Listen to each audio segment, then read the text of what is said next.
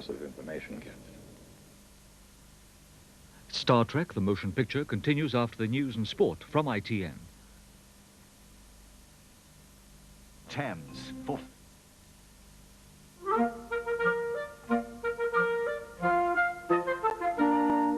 Now look what you've done.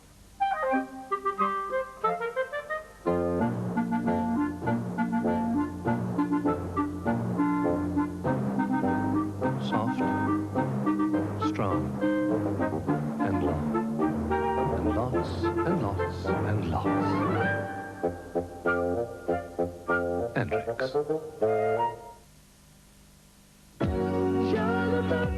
The singular adventures of the Style Council. For the first time, all their greatest hits on one album, including classics like Speak Like a Child and Shout to the Top. Plus, the latest hit single, Promised Land. The Singular Adventures is the very best of the Style Council. Out now. Lightwater Valley 10-year celebration! We're celebrating our 10th birthday at Lightwater Valley this year, and we've really changed. Now, over 70 great rides and attractions for all ages. Leisure, pleasure, action, adventure, and white-knuckle thrills. Lots to do for tiny tots, children, teenagers, adults, and grandma and granddad. We're now for everyone. Lightwater Valley, now for everyone! $4.95 each, $3.95 each for coach parties. 5 o'clock in the morning.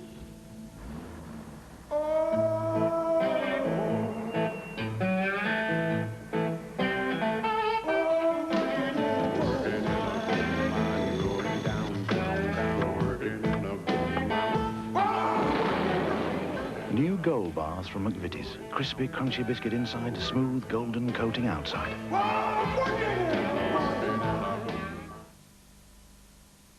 Eh, ça vous dit une petite partie?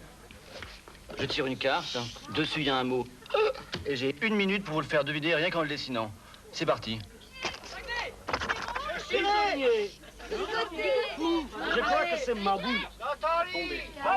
Prisonnier, là. Et voilà, c'est fini. Oh, c'est faux, ça. Camisole. C'était camisole, j'aurais trouvé tout de suite, moi. Pictionary, 2500 mots à faire deviner en un coup de crayon. You're looking sharp, you're looking good, you've come so far. We know how to make the most of who you are. Father to son, it's what we've always done. Gillette, the best a man can get. On so many faces, it's plain to see. We give you all we have to give. For all a man can be. Where the race is run, you're the champion.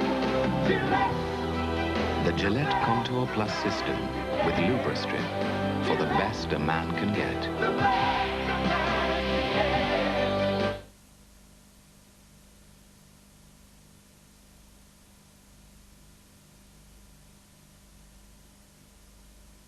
Riggs lot have applied for planning permission. Well, they haven't got it yet. We can still fight them. Oh, I have. Oh, what I wouldn't give for Clint Eastwood to walk in here now and sweep me off my feet. You'd never think you were the same age as Mr. Turner, would you? Dolly, you wouldn't think he was the same species as Mr. Turner. I'll tell you something. If I can't be the perfect dad, you can bet your life my cat's going to be the perfect mum. I want to talk to you. Yes. I hear that you and Nick are planning to get married. What? At 7 o'clock tonight, a special Easter Monday edition of The Krypton Factor, when it stages a challenge to its most recent champions in the quest to find the champion of champions. But now in Yorkshire, the time is 5 o'clock. We join ITN for the news and today's sports results.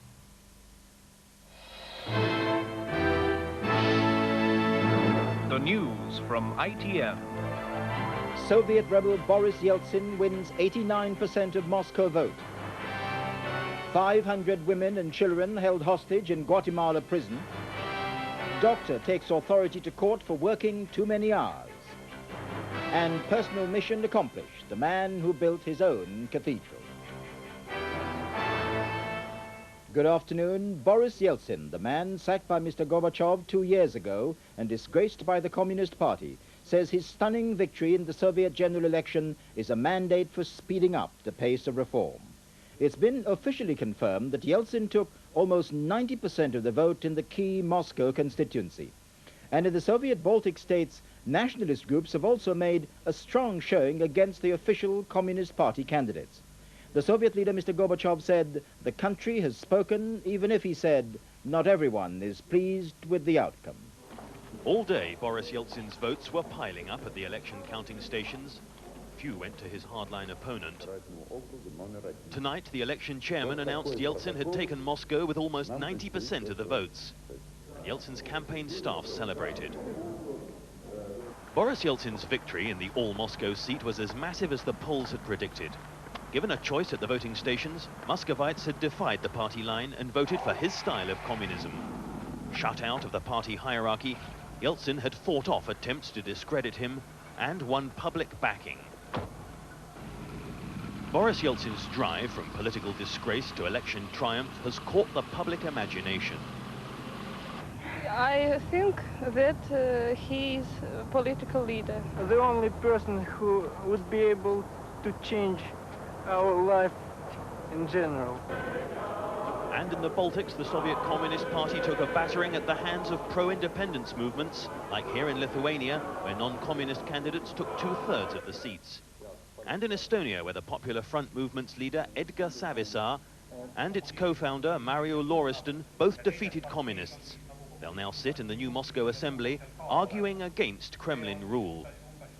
And more opposition argument will come from the triumphant Boris Yeltsin.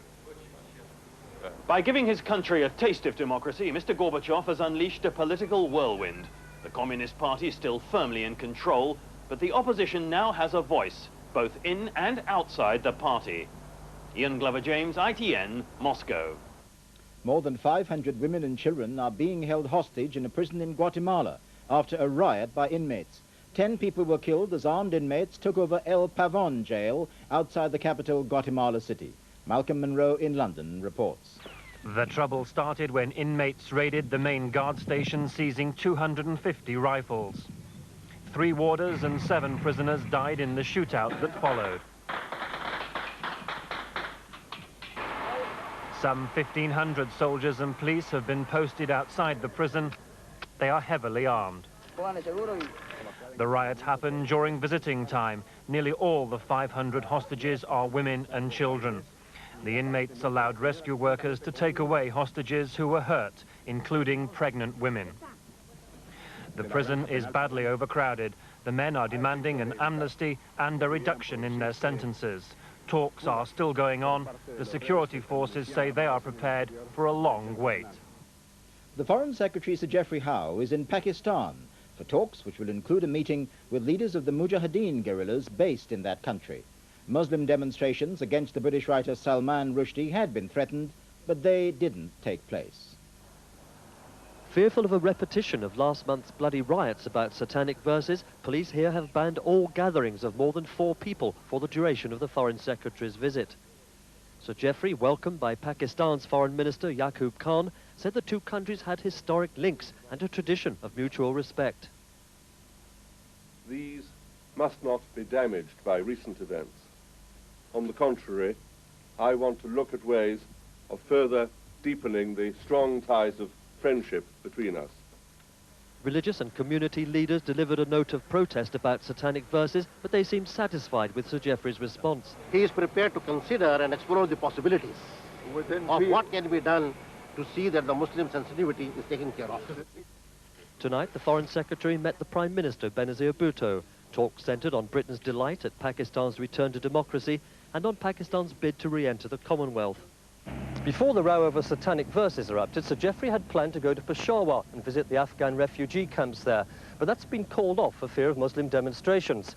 He can be sure, though, of a warm welcome from one Islamic organisation here, the Mujahideen Interim Government of Afghanistan. He's meeting their president and some of their cabinet members here tomorrow, offering not official recognition, but certainly encouragement in their fight against the Kabul regime. Vernon Mann, ITN, Islamabad. The Duke of Edinburgh escaped unhurt today when his horse-driven carriage overturned at Windsor. Prince Philip was able to jump from the carriage just before it overturned. The Queen was watching him take part in the carriage-driving event during the royal family's Easter break at Windsor Castle. A junior hospital doctor is suing his health authority for what he says is endangering his own health and safety by making him work an average week of 120 hours. Dr. Chris Johnston says his writ on the Bloomsbury Health Authority in London is on behalf of all junior doctors and their patients. 50 hours after he first arrived for work, Dr. Chris Johnston ended his weekend shift at 10 o'clock this morning. He'd had just 7 hours sleep, snatched between constant emergencies. His symptoms were unmistakable. Knackered. I'll be straight. I feel absolutely knackered. Junior doctors at this major London teaching hospital have long campaigned for shorter working hours. Dr. Johnson, a senior doctor, is seeking damages from the local health authority for their alleged failure to ensure his health and safety. He also wants an injunction stating he shouldn't have to work more than 72 hours a week or for more than 24 hours at a time without an 8-hour break. Dr. Johnston, who works up to 120 hours a week in the hospital's maternity unit, says he's overprescribed drugs through tiredness. Other doctors have also suffered. I'll get back at 10:30. They suffer in their marriages, the divorce rate is high, the suicide rate is up to 3 times the national average in junior doctors. A copy of the injunction was delivered to the Department of Health, who will be closely monitoring the legal action. If it's successful, it'll have important implications for Britain's 27,000 junior doctors. Ken Andrew, ITN, Central London. Leaders of the National Union of Teachers are warning that their members may strike over plans to employ unqualified staff in the classroom. The government wants to start the scheme in September to solve the problem of teacher shortages. At their conference in Blackpool, the NUT voted for action strategies to defeat this unacceptable proposal. NUT leaders had been stressing the need for moderation and working from within to fight the government's reforms. But the issue of licensed teachers bringing unqualified people back into the classroom has clearly incensed much of the membership. I'll tell Mr. Baker what to do with his licensed teachers. Send them to Eton. Send them to Harrow. Send them to Rodine. Send them to Winchester. Privatise them. The General Secretary-designate, Doug McAvoy, says it could mean industrial action. I can't rule out some of our members saying we want support in refusing to work with people who are unqualified. And we would then have to look very carefully as to whether that can be done within the law, and if it can be done, how it can be done most positively to ensure that the teaching profession is not diluted. That could mean strike action. Yes, it could. The conference also voted against members working in city technology colleges, but it's what they see as the threat to their professional status in all schools, which is proving the most contentious issue since the teachers' pay dispute. Libby Vina, ITN, Blackpool. The American Coast Guard says the oil spill off Alaska now covers 100 square miles, and the clean-up operation is being hampered by high winds. The owners of the Exxon Valdez, which lost its cargo of crude after hitting an iceberg near Prince William Sound, say the officer in charge at the time was unqualified. Valdez still lies crippled in Prince William Sound, its sister ship pumping the remaining oil out of its tanks. Millions of gallons have spilt into the ocean. Currents and high winds are spreading it all around the Alaskan coast. Detergents are being sprayed from the air, but much of the damage is now irreversible. Hundreds of seals and seabirds are covered in the oil. Local fishermen who rely on these waters for their livelihood say the authorities aren't responding quickly enough. 48 hours into this spill, there is still not an adequate response. That is unacceptable. The disclosure that an unqualified officer was piloting the ship at the time has put increased pressure on the vessel's owners, but they reject charges that the cleanup is too slow. We've got 1 million barrels of oil on there, and we aren't going to breathe easy until we get that 1 million barrels off. Alaska's oil exports have been severely cut by the closure of nearby ports. That's already forced prices up around the world, some to their highest point for 2 years. Mrs. Thatcher has had a ceremonial welcome to Morocco at the start of a visit to Africa. Her tour will be concerned with the peace processes in the Middle East and in Southern Africa. The red carpet was awash for Mrs. Thatcher's arrival here, the ceremonial welcome kept to the shortest. British interests in Morocco are not great. A quick swig of what looked suspiciously like goat's milk did, however, introduce Mrs. Thatcher to a country which is a key in the Middle East peace process. This afternoon at the Royal Palace, she was the guest at an exceptional lunch behind closed doors in which the King's wives and daughters feted her for lunch. The Prime Minister is not known to be a fan of the British hen party. We have yet to hear how its Moroccan counterpart went down. She'll be talking about the Middle East and what Britain can do to help the peace process there later. By tomorrow night, far from the snake charmers of Morocco, Mrs. Thatcher will be in Zimbabwe, the heartland of the frontline states. It's there that she wants now to seize the initiative as the peace process takes a series of new turns. John Snow, ITN, Marrakesh. Republicans and Loyalists have held Easter marches in Northern Ireland. Leading Sinn Féin member Martin McGuinness was among several thousand nationalists to march through Londonderry. And Unionists from Scotland, England and the Irish Republic joined a march through Belfast to mark the 300th anniversary of the Londonderry siege. They came from across Northern Ireland to attend the parade, 8,000 loyalists marching to tunes played by bands from England, Scotland and the Irish Republic. Normally their Easter march is held in Londonderry, but this was the biggest Unionist parade ever, marking the 300th anniversary of the lifting of the siege of Derry. In 1689, it was the apprentice boys who defended the city against the King's troops. Today's youngsters joined the march to commemorate their ancestors' role. As the march passed through Catholic areas of the city, there was a strong police and army presence, with screens installed to seal some areas off. Wreaths were laid at the cenotaph in Belfast city centre, and the last post was played to honour those who died for the Unionist cause. In Londonderry, the Irish tricolour was on display as Republicans took to the streets for the second day running. The parade, like all the others this Easter, passed off peacefully.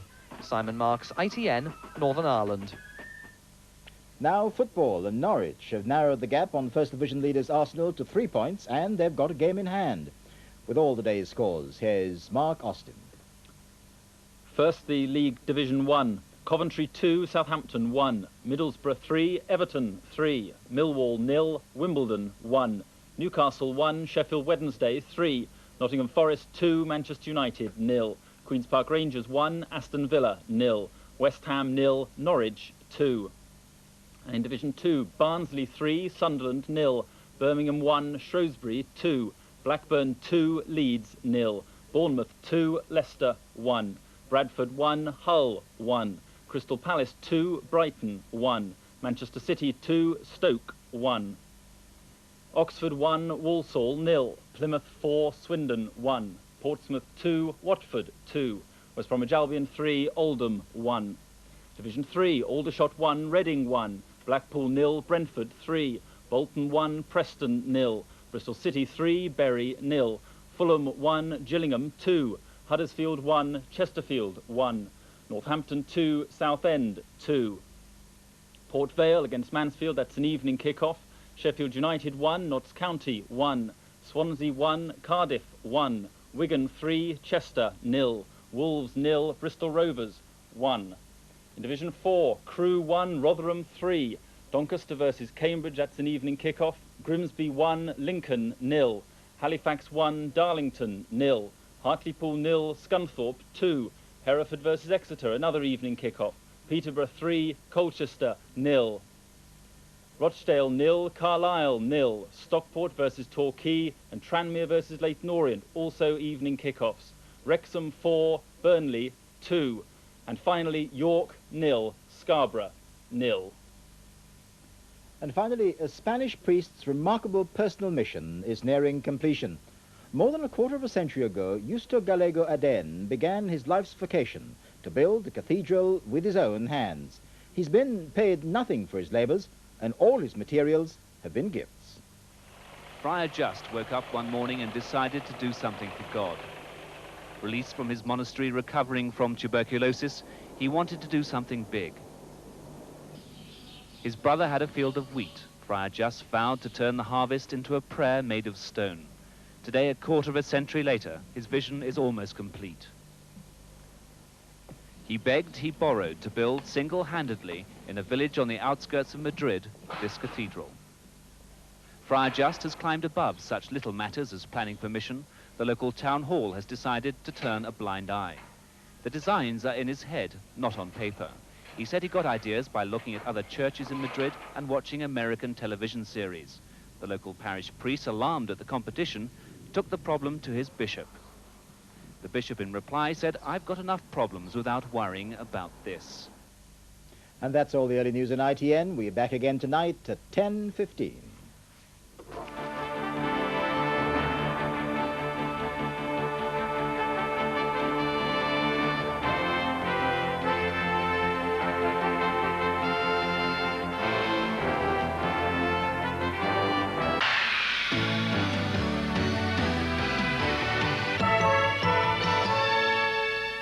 Good evening. Well, I hope you had a good Easter and I hope you enjoyed the warmer weather, because tomorrow it's not only going to be cooler, but it's going to be a lot wetter as well. But first of all, tonight, that band of rain I was talking about earlier, working its way down the country from the northwest to the southeast, is still with us. By about 6 o'clock tomorrow morning, I imagine it'll be stretching from about Norfolk down to, or I'd say, West Sussex. Now, ahead of that, it's going to be clear first thing, with a little bit of fog and mist around the East Anglian coast and also up the Thames estuary.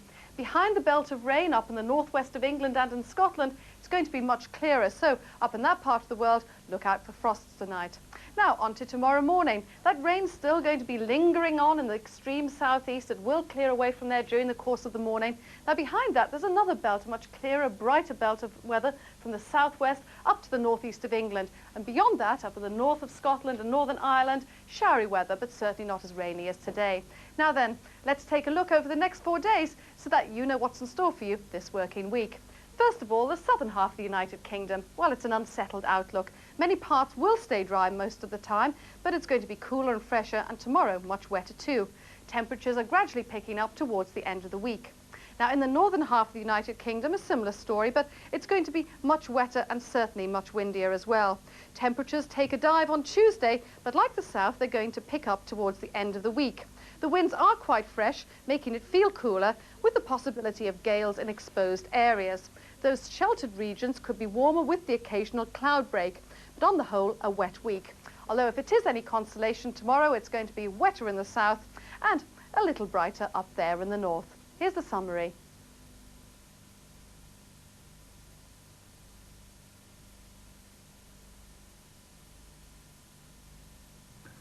Well, now the weather outlook for our region. Tonight, rain in eastern counties will die out, but further rain will turn up in Pennine areas after midnight and spread eastwards to all parts, heavy at times. The lowest temperature 8 Celsius, 46 Fahrenheit.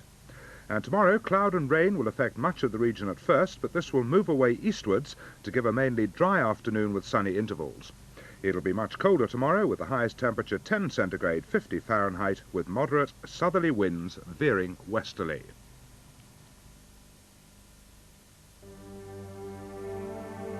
A suicide attempt leaves a once active film producer hospitalised in the intensive care psychiatric ward.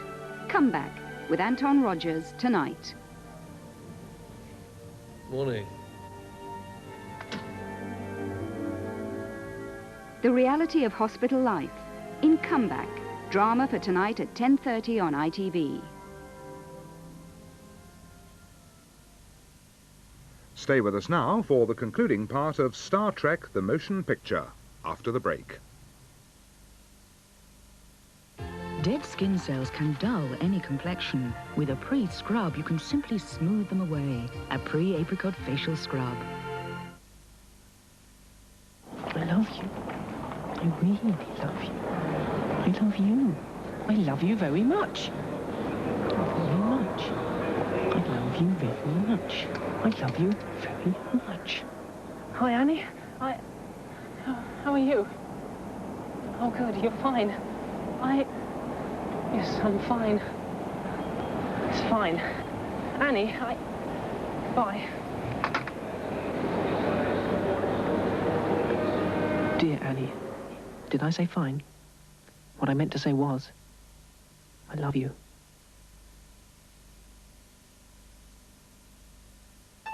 Coloroll, a superb range of quality carpets, is brought to you by the big name in home fashion. Coloroll, of course.